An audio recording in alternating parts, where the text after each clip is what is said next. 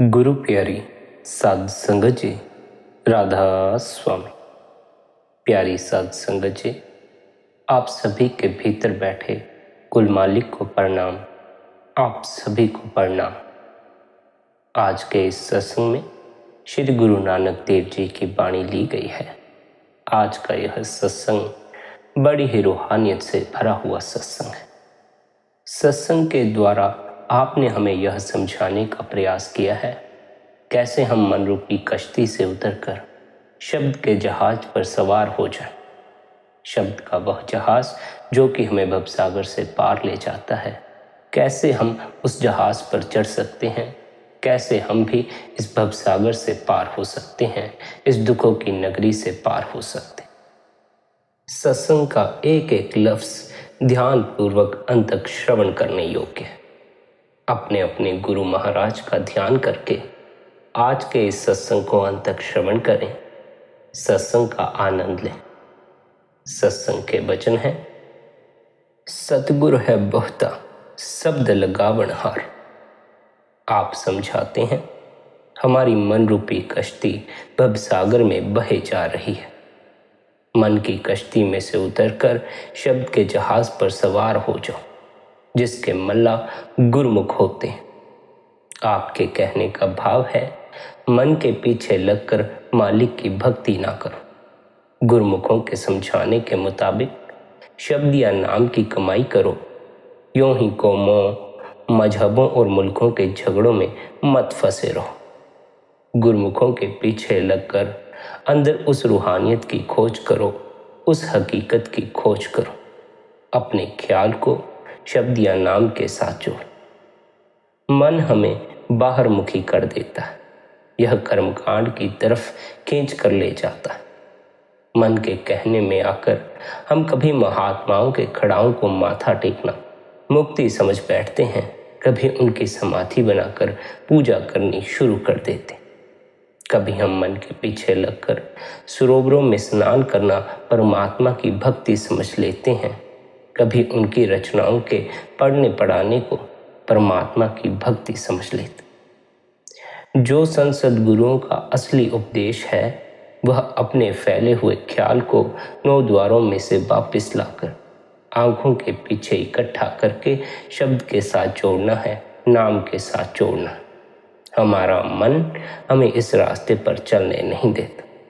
हमारा मन हमें गुरुओं के रास्ते पर नहीं चलने देता। हमारा मन हमें कहता है, मेरी बात सुनो, मैं जो कहता हूँ वह ठीक है, मेरे पीछे चलो, तब कहीं जाकर जीवन में कुछ उपलब्ध हो जाएगा। लेकिन मन के पीछे चलकर आज दिन तक किसी को कुछ हासिल नहीं हुआ। मन के पीछे चलकर दुख और चिंताएं ही इकट्ठी होती हैं। मन के पीछे लगकर दुनिया में सुख और शांति हासिल नहीं होती। भक्ति तो दुनिया के सभी जीव अपनी अपनी अकल के मुताबिक परमात्मा की कर ही रहे हैं, क्योंकि आत्मा की कशिश अपने असल की तरफ जोर मारती है। लेकिन मन के अधीन होकर हम परमात्मा की जो भक्ति कर रहे हैं, वह भक्ति हमें परमात्मा तक पहुंचाती नहीं। उस भक्ति के कारण हमारा परमात्मा से मिलाप नहीं होता। क्यों? क्योंकि मन बाहर मुखी कर देता है, कर्मकांड की तरफ खींच कर ले जाता। आप समझाते हैं अपने आप को शब्द के अंदर लीन कर देना ही प्रभु की असल भक्ति है, जिससे आप अपने ठिकाने, अपने असल घर सचखंड पहुंच जाएंगे। सो जो भक्ति हमें हमारे ठिकाने पहुंचा सकती है, वह शुद्ध शब्द का अभ्यास है, नाम की कमाई। आपने मिसाल दी थी कि मन रूपी कश्ती में से उतरकर शब्द रूपी जहाज में सवार होना। कहीं हम उस जहाज को बाहर ढूंढना शुरू न कर दें, इसलिए गुरु साहिब कहते हैं कि जितनी भी दुनिया की किश्तियां हैं या जहाज वगैरह हैं, वे किसी न किसी धातु के बने होते और किसी न किसी ताकत के जोर पर चलते हैं।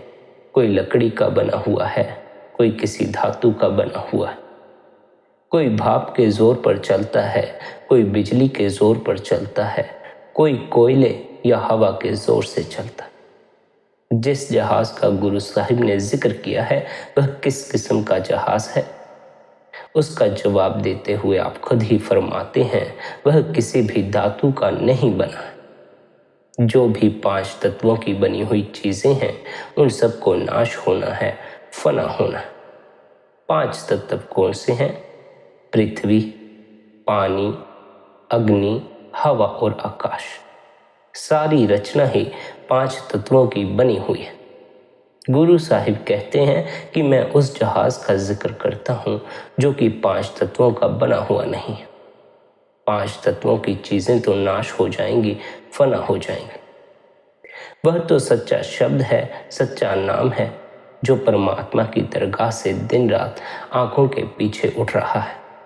वह जो ताकत है, धुन है, निर्मल नाद है, जिसको आंखें देख नहीं सकती, कान सुन नहीं सकते, जिस तक हाथ पांव लेकर नहीं पहुंच सकते, जिस चीज को हमें जीते जी मरकर अंदर से हासिल करना है, उस चीज को ही, उस शब्द को ही संत महात्माओं ने वह जहाज कहा है जो हमें इस भवसागर से पार ले जाता है।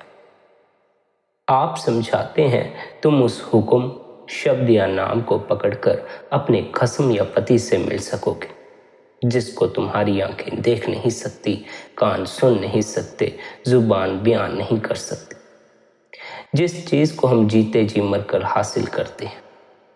जीते जी मरने का मतलब है कि जिस चीज को 9 द्वारों में से ख्याल को समेटकर आंखों के पीछे लाकर हासिल करना। मुसलमान फकीरों ने कहा है, अगर तू हमेशा जीवित रहना चाहता है तो सबसे पहले जीते जी मरना सीख।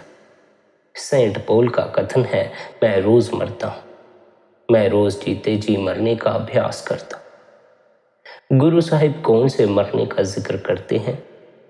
जिस वक्त हमारी मौत होती है, हमारे पैर ठंडे हो जाते हैं, टांगें ठंडी होना शुरू हो जाती हैं, हमारे अंदर आत्मा भी होती है, कई दफ़ा हमें अपना होश भी होता है।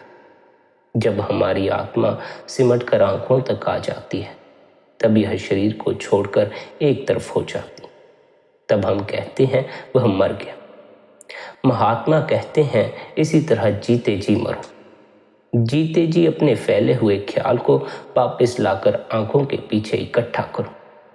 अगर तुम उस शब्द, नाम, अमृत या आबे हयात को हासिल करना चाहते हो, निर्मल नाद को पकड़ना चाहते हो, तो अपने ख्याल को आंखों के पीछे इकट्ठा करो। अगर हम जीते जी मरना सीख लें तो हम हमेशा के लिए मर जाते। हमें बार बार मरण जन्म के दुखों में नहीं आना पड़ता। जो शब्द या नाम की कमाई करके अपने आप को शब्द के अंदर मार देते हैं, यानी शब्द में जज्ब कर देते हैं, उनको बार बार मरने की आवश्यकता नहीं रह जाती। वे हमेशा के लिए मर जाते हैं, अर्थात उनका हमेशा के लिए देह के बंधनों से छुटकारा हो जाता है। सो गुरु साहिब उस सच्चे शब्द, सच्चे नाम के जहाज का जिक्र करते हैं। अब मन में यह ख्याल आता है कि क्या कभी आज तक कोई इस भवसागर से पार हो भी सका है या नहीं, जिसका जवाब देते हुए आप फरमाते हैं, जो लोग सारी दुनिया में से मोह और प्यार निकालकर उठते बैठते चलते फिरते अपने अंदर उस शब्द या नाम के साथ ख्याल जोड़ लेते हैं, वे गुरमुख बन जाते, वे हमेशा के लिए इस भवसागर से पार हो जाते। आप देखो, छुरी पर कितना भी जंग क्यों ना लगा हो, उसको धीरे धीरे सान पर रगड़ना शुरू कर दो, सब जंग उतर जाता है, छुरी साफ सुथरी हो जाती है। हम साकत पुरुषों के कितने ही पाप और खोटे कर्म क्यों ना हो, वह शब्द या नाम की कमाई हमारे सारे कर्मों का सिलसिला खत्म कर देती। आप फरमाते हैं, गुरुमुख बनकर शब्द या नाम की कमाई करने का क्या फायदा होगा? हमारा जन्म मरण के दुखों से छुटकारा हो जाएगा, हमारी 84 के जेल खाने से रिहाई हो जाएगी। अभी हमारी क्या हालत है? हर मौत के वक्त धर्मराज के यमदूत आ जाते हैं और कान से पकड़ कर ले जाते हैं। हमारी ख्वाहिशों, तृष्णाओं और कर्मों के अनुसार जहाँ भी वह मुनासिब समझता है, वहाँ हमें जन्म लेना पड़ता है। एक देह के बंधनों से बड़ी मुश्किल से रोते पीटते छुटकारा पाते हैं, दूसरा शरीर पहले ही तैयार खड़ा किया होता। उसमें बाद में आते हैं, मौत आंखों के आगे आ जाती है और 10 नंबरियों की तरह हथकड़ी लगी रहती है। इसलिए गुरु साहिब कहते हैं, अगर हम शब्द या नाम की कमाई करते हैं तो कर्मों का सारा सिलसिला ही खत्म हो जाता। आप फरमाते हैं, यह जो अवस्था अब प्राप्त हुई है, यह कोई हमारी मेहनत, अक्लमंदी या चतुराई नहीं है। यह हमारे सदगुरु की दया मेहर है, सदगुरु की बख्शिश है, जिन्होंने हमारे ख्याल को वहमों, भ्रमों और संकल्पों में से निकालकर, कौमों, मजहबों, मुल्कों के झगड़ों से निकालकर अंदर उस रूहानियत को हासिल करने का शौक और प्यार पैदा किया, जिसका परिणाम यह हुआ, हम सच्चे शब्द में जाकर समा गए, कतरा समुद्र में जाकर समुद्र का ही रूप बन गया। आप समझाते हैं, मन को काबू करने के लिए हम हठ कर्मों का सहारा लेते हैं, ग्रंथ, पोथियों, वेद शास्त्रों को पढ़ना शुरू कर देते हैं और बेटे बेटियों से तंग आकर जंगलों पहाड़ों में जाकर छिप कर बैठ जाते हैं। हम हठ कर्मों के जरिए जबरदस्ती मन को दुनिया से अलग करना चाहते हैं।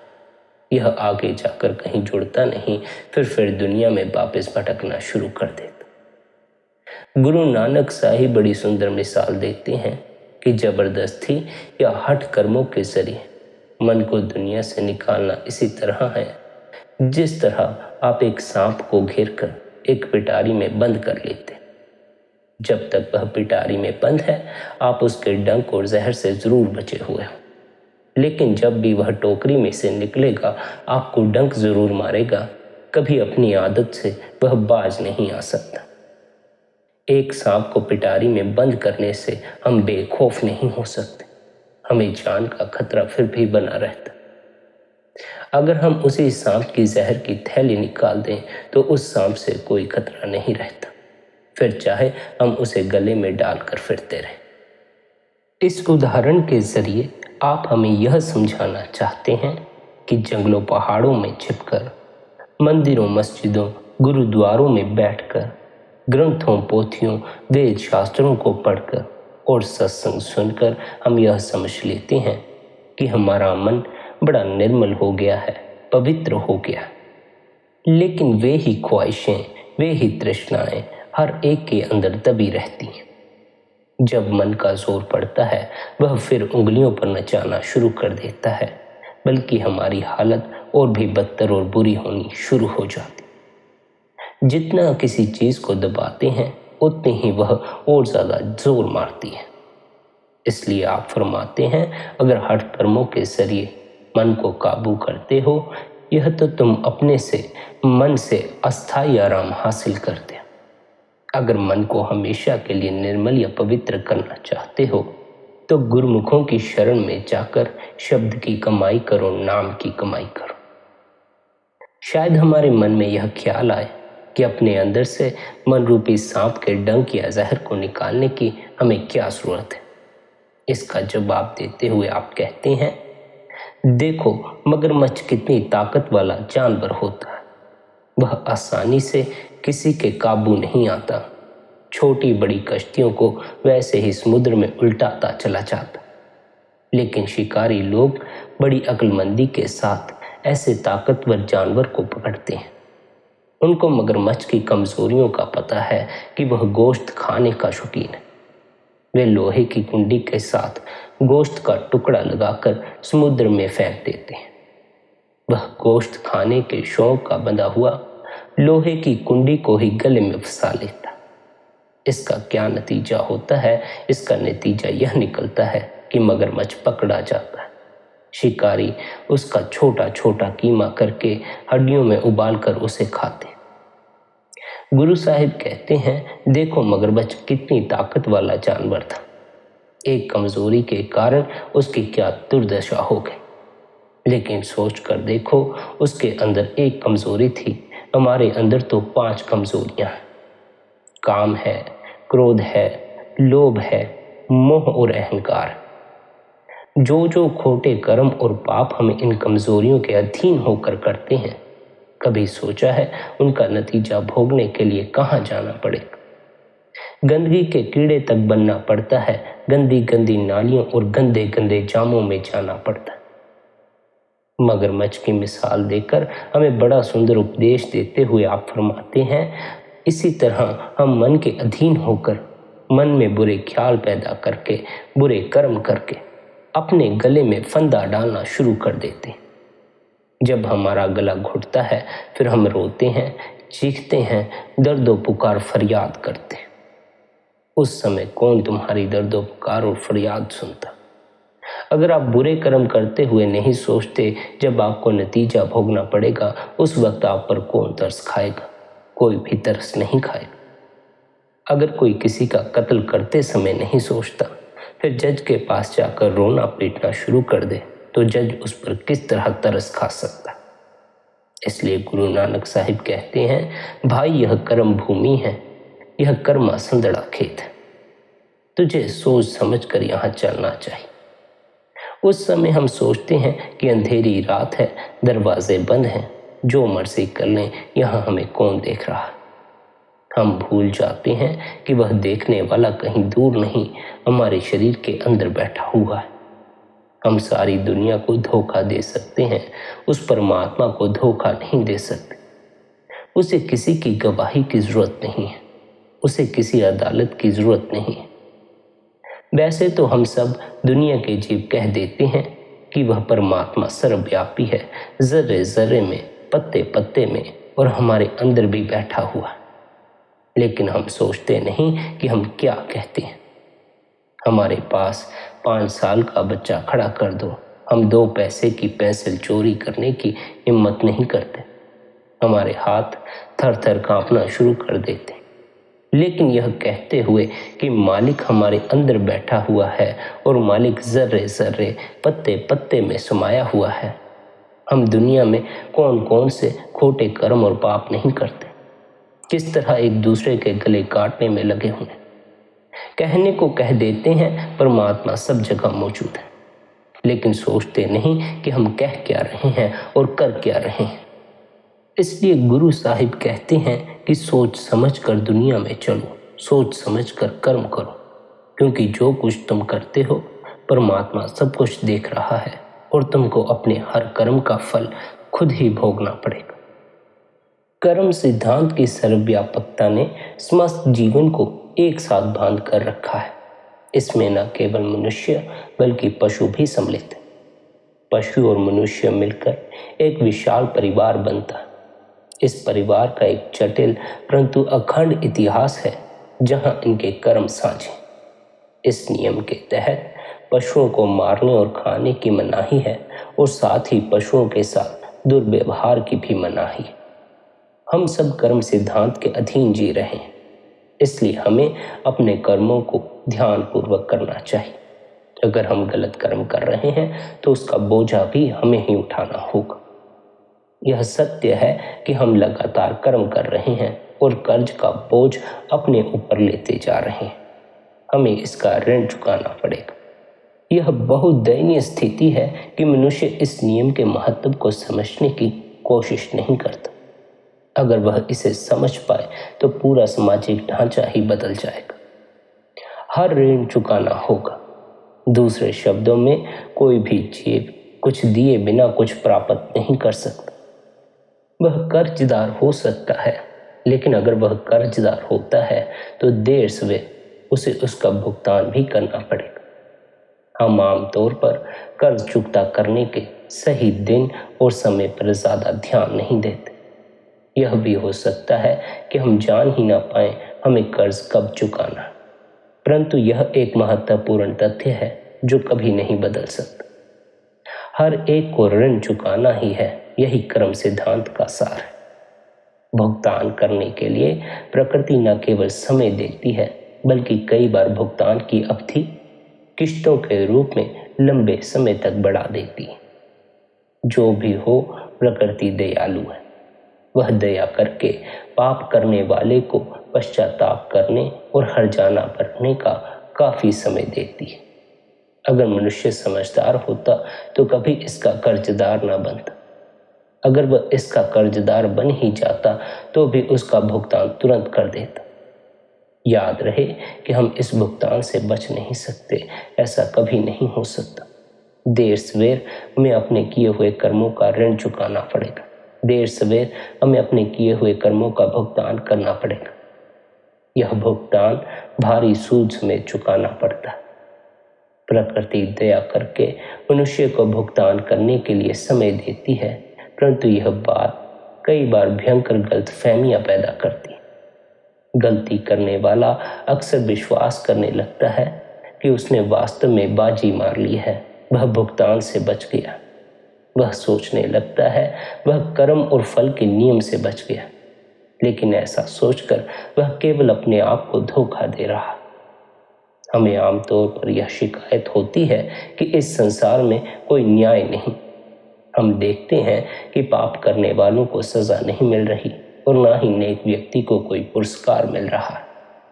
हमें अपनी आंखों के सामने इंसाफ होता दिखाई नहीं देता और ना ही भूल सुधारने के लिए कोई प्रेरणा मिलती दिखाई देती है। लेकिन कर्म तथा पुनर्जन्म की व्यवस्था का सिद्धांत हमें इस दुविधा से निकाल लेता है और इन सब की सही व्याख्या करता है। ऐसा हो सकता है और बार बार होता भी है कि इंसान के जीवन के हिसाब किताब का भुगतान उसके मृत्यु के समय तक पूरा ना हो, तो क्या फिर उसके जीवन में इस नियम का कोई मतलब नहीं है? क्या उसने वास्तव में इस नियम को झूठा साबित कर दिया है और वह इसे लागू करने वाले प्रशासक की हंसी उड़ा रहा है? किसी सूरत में भी ऐसा नहीं है, किसी हाल में भी ऐसा नहीं है। इस नियम का उल्लंघन कभी नहीं हो सकता, ना ही इसे अनदेखा किया जा सकता। कोई इसे झूठा भी साबित नहीं कर सकता। लेकिन जैसा कि आपने पहले फरमाया, प्रकृति दयालु है और हमें भुगतने के लिए काफी समय देती है।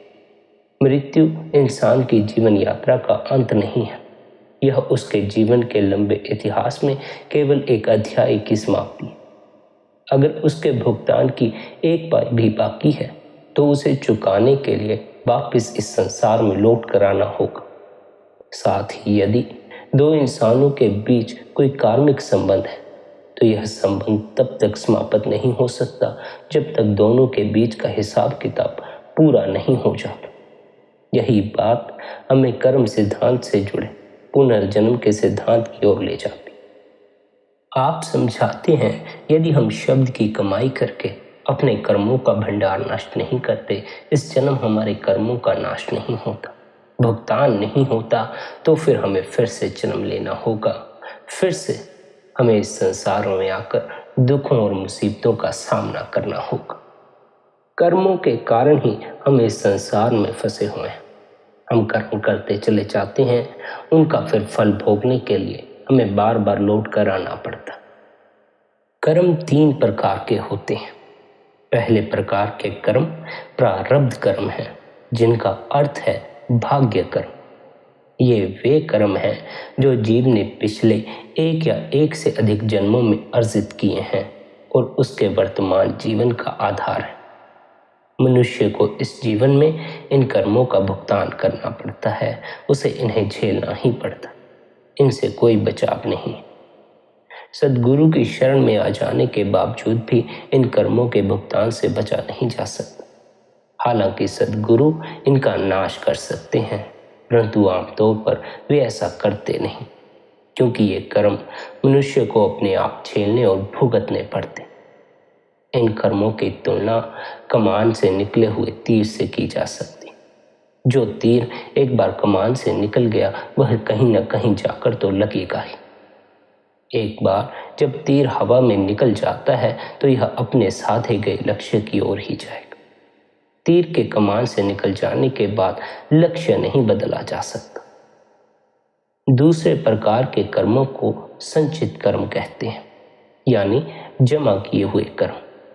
इनकी तुलना बैंक के बचत खाते में जमा किए धन के साथ की जा सकती है, परंतु बैंक में जमा किए गए धन के समान इंसान इन्हें अपनी इच्छा से नहीं भोगता, बल्कि वह इन्हें कर्मों के स्वामी की इच्छा से भोगता है।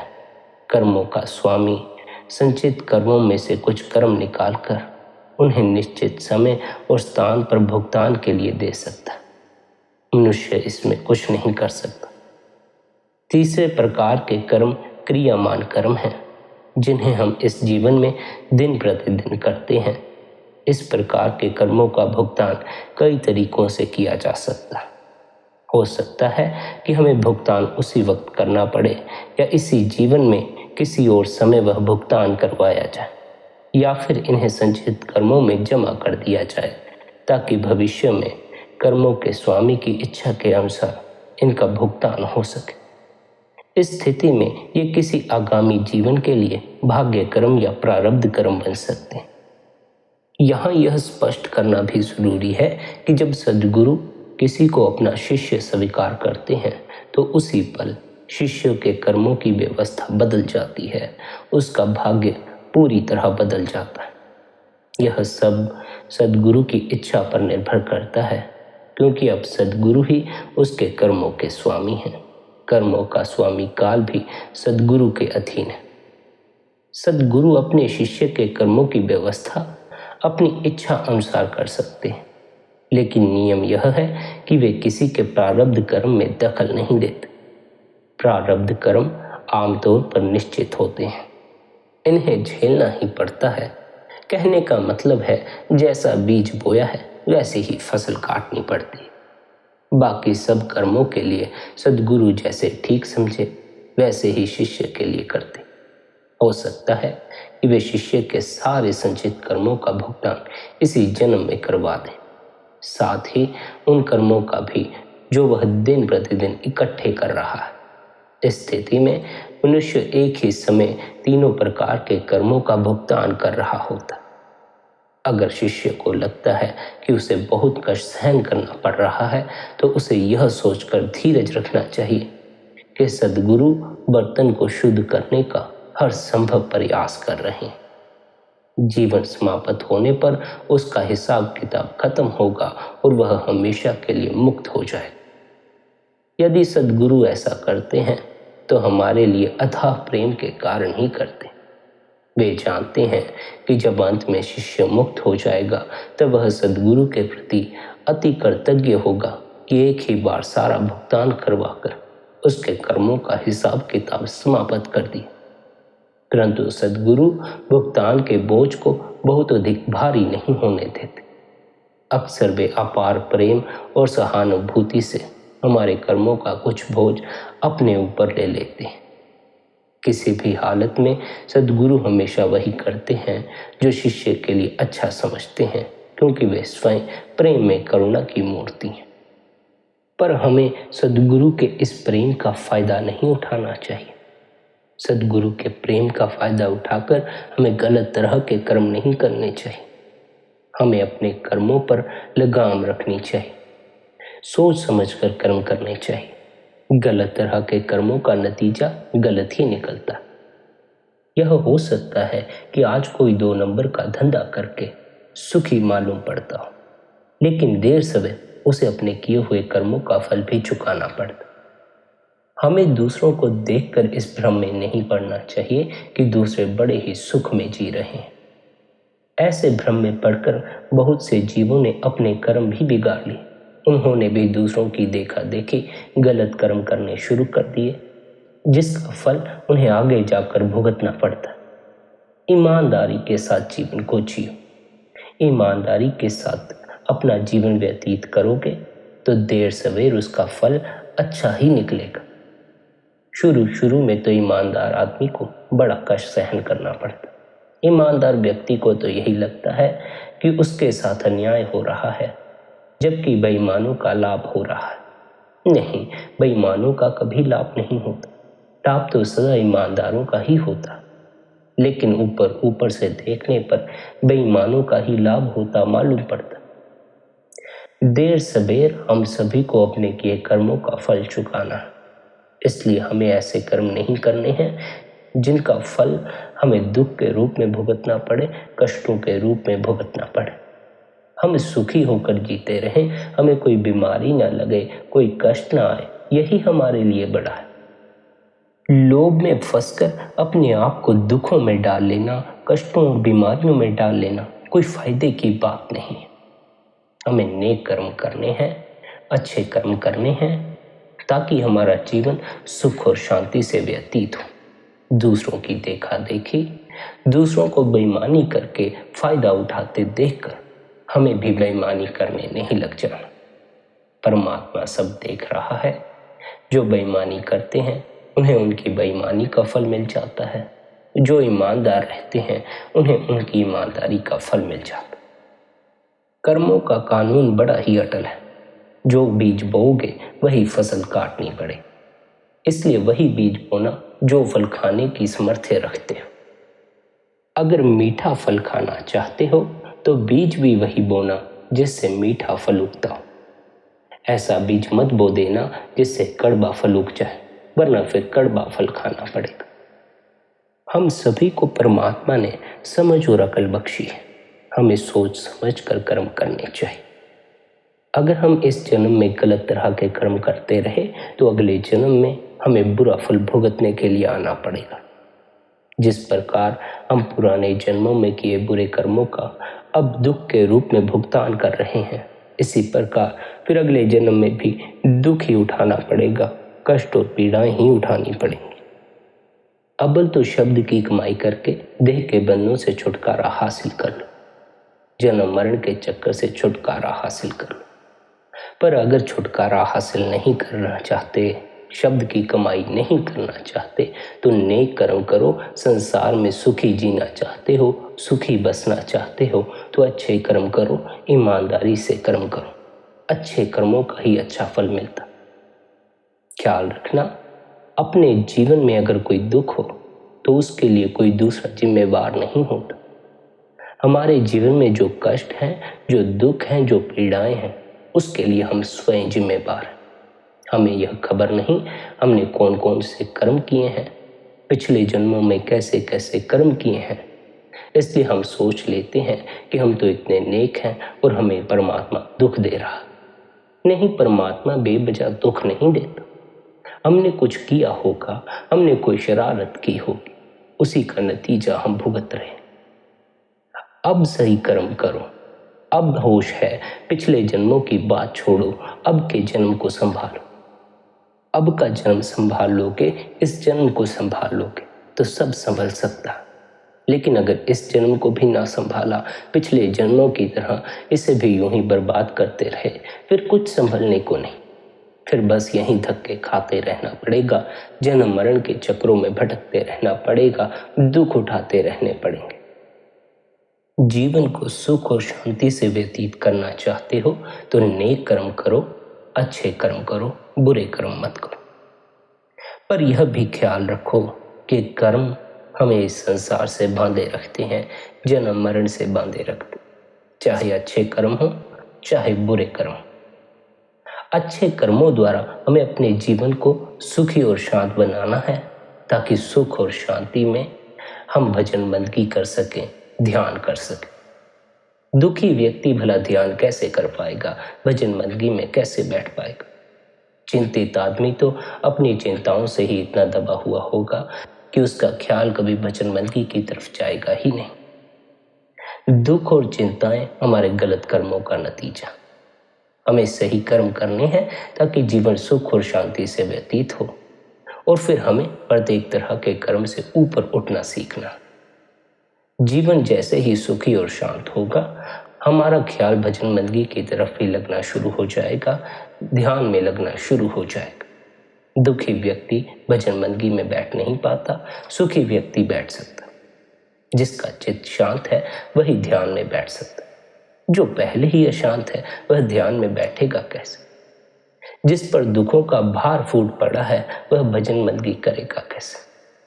इसलिए हमें भजन बंदगी और ध्यान का वातावरण बनाने के लिए जीवन में नेक कर्म करने हैं, ताकि उनके अनुकूल फिर हमारा जीवन रूपांतरित हो।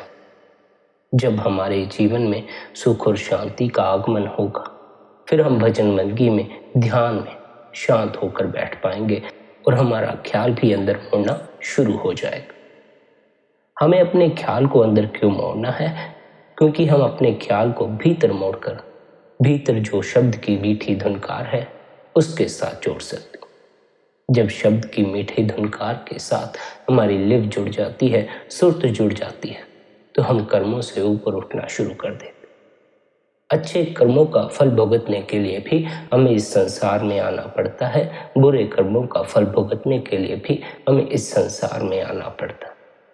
लेकिन आप जो हमें उपदेश दे रहे हैं वह जन्म मरण के सिलसिले को खत्म करने का उपदेश दे रहे हैं। आप चाहते हैं कि हम बार बार लौट कर देह के बंधनों में ना आए, इस संसार में ना तो हम अच्छे कर्मों का फल भुगतने के लिए आए, न बुरे कर्मों का फल भुगतने के लिए।